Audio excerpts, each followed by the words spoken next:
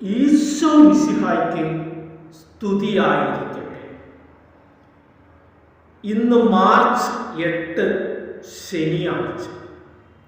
ഇന്നത്തെ ഹോംവർക്ക് മത്തായിയുടെ സുവിശേഷം 6-ാം അധ്യായം. ഇന്നത്തെ ചോദ്യം: നിങ്ങളുടെ നിക്ഷേപം എവിടെയോ അവിടെയായിരിക്കും നിങ്ങളുടെ ഡാഷ്. സ്നേഹമുള്ളവരെ, ഉത്തരം നിങ്ങൾ കമന്റ് ചെയ്യുക.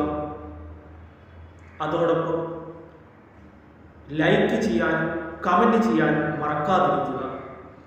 നിങ്ങൾ എനിക്ക് വേണ്ടി പ്രാർത്ഥിക്കുകയും നിങ്ങൾ കമന്റും ലൈക്കും ചെയ്ത് പ്രോത്സാഹിപ്പിക്കുകയും ചെയ്താൽ മാത്രമേ ഈ വീഡിയോ ഒരുപാട് വ്യക്തികളിലേക്ക് എത്തപ്പെടുകയുള്ളൂ.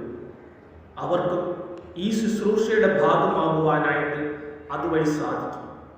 നിങ്ങൾ പ്രോത്സാഹിപ്പിക്കണമേ എന്ന് പ്രത്യേകം പ്രാർത്ഥിച്ചുകൊണ്ട് ഇന്ന് നമുക്ക് പ്രത്യേകമായിട്ട് നമ്മുടെ കണ്ണുകളെ പ്രത്യേകം സമർപ്പിച്ച് പ്രാർത്ഥിക്കാം. കാഴ്ച ഉണ്ടായിരുന്നിട്ടും ഇന്ന് 2 കണ്ണിൻ്റെയും കാഴ്ച നഷ്ടപ്പെട്ടവർ, ഒരു കണ്ണിന് മാത്രം കാഴ്ചയുള്ളവർ ഒക്കെ പ്രാർത്ഥനാ സഹായം ചോദിച്ചിട്ടുണ്ട്.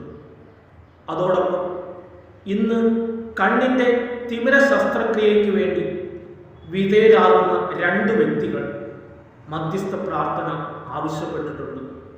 നമുക്ക് അവരെയെല്ലാം പ്രത്യേകം സമർപ്പിച്ച്, നമ്മുടെ എല്ലാം കണ്ണുകളെ പ്രത്യേകമായി സമർപ്പിച്ച് നമുക്ക് പിതാവായ ദൈവത്തെ വിളിച്ച് പ്രാർത്ഥിക്കാം. സ്വർഗസ്ഥനായ ഞങ്ങളുടെ പിതാവേ, അങ്ങയുടെ നാമം ഉചിതമാകണമേ, അങ്ങയുടെ രാജ്യം വരയണമേ, അങ്ങയുടെ തിരുമനം സ്വർഗത്തിലെ പോലെ ഭൂമിയിലുമാകണമേ. അന്നു വേണ്ടുന്ന ആഹാരം ഇന്ന് ഞങ്ങൾക്ക് തരണമേ. ഞങ്ങളുടെ കടക്കാരോട് ഞങ്ങൾ ക്ഷമിക്കുന്നത് പോലെ ഞങ്ങളുടെ കടങ്ങളും പാപങ്ങളും ഞങ്ങളോട് ക്ഷമിക്കണമേ. ഞങ്ങൾ പ്രലോഭനത്തിൽ വീഴാൻ ഇടയാകരുത്, ദുഷ്ടാരൂപി ഞങ്ങളെ രക്ഷിക്കണമേ. എന്തുകൊണ്ടെന്നാൽ രാജ്യവും ശക്തിയും മഹത്വവും എന്നേക്കും അങ്ങയുടേതാകുന്നു. ആമേൻ. ഇന്നത്തെ തിരുവചനം മത്തായിയുടെ സുവിശേഷം 6-ാം അധ്യായം 22-ാം വാക്യം. കണ്ണാണ് ശരീരത്തിൻ്റെ വിളക്ക്. കണ്ണ് കുറ്റമറ്റതെങ്കിൽ ശരീരം മുഴുവൻ പ്രകാശിക്കും. സ്നേഹമുള്ളവരെ, നമ്മുടെ ശരീരത്തിൻ്റെ വിളക്കാണ് കണ്ണ്. ആ കണ്ണിലൂടെ നമുക്ക് നല്ലത് കാണുവാനായിട്ട് പരിശ്രമിക്കാം. മറ്റുള്ളവരുടെ കുറ്റങ്ങളും കുറവുകളും കാണാതെ അവരിലുള്ള നന്മകൾ മാത്രം കണ്ടുകൊണ്ട് ഈ നോമ്പുകാലത്ത് മറ്റുള്ളവർക്ക് വേണ്ടി പ്രാർത്ഥിക്കുവാനും മറ്റുള്ളവരുടെ നന്മകൾ കണ്ട് അത് പ്രചരിപ്പിക്കുവാനും നമുക്ക് പരിശ്രമിക്കാം.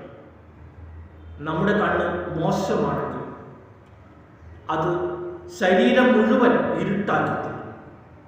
അതുകൊണ്ട് നമ്മുടെ ശരീരം അന്ധകാരമാകാതെ കൂടുതൽ പ്രകാശപൂർണമാകുവാനായിട്ട് ഈ നോമ്പുകാലം നമുക്ക് പ്രത്യേകം പരിശ്രമിക്കാം.